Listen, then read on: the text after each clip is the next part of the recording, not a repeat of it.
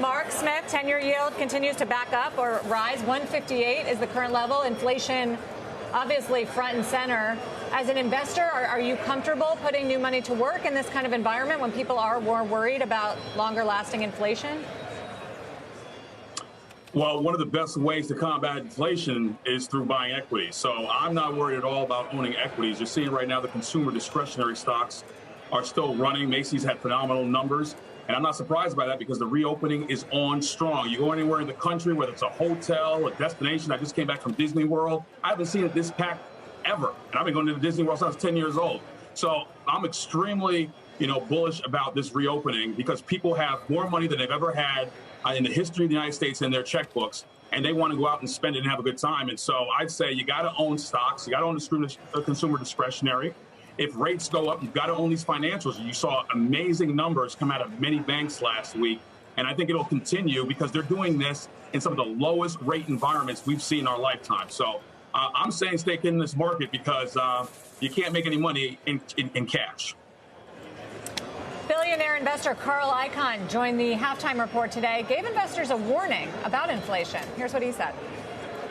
In the long run, we are certainly going to hit the wall. And I get everybody, people may say to me, well, anybody can say that.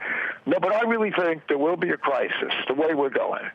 The way we're printing up money, the way we're going into inflation. I mean, if you look around you, you see this inflation all around you. And I don't know how you deal with that in the long term. That's not exactly your view, Mark, because you think stocks do well in an inflationary environment. I guess the point that he's making in part is that we have had all this money printing and all these years of easy policy, and it's going to be an adjustment when the Fed has to move the other way.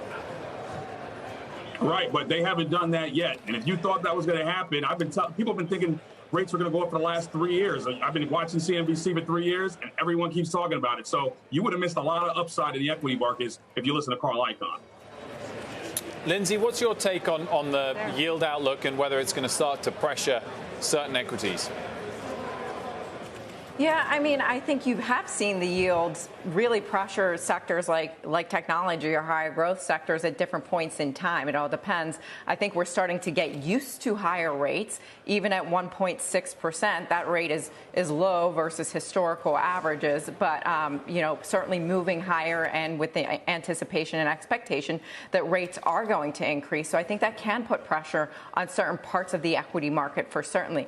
I think when you think about inflation, though, for me, this earnings season, what I'm really going to be looking at is top-line sales growth, because the ability of the consumer who has a lot of money and is certainly flush. We saw credit card data this quarter come in very strong. The consumer is spending. Retail sales have continued to be strong, and the consumer is spending earlier going into the holiday shopping period. But anyway, I want to see what top-line sales growth does this earnings season, because expectations haven't moved significantly lower for the top line going into the reporting period. And if companies are able to pass those increased costs on to the consumer, that's going to bode well for the stock market and the economy in general.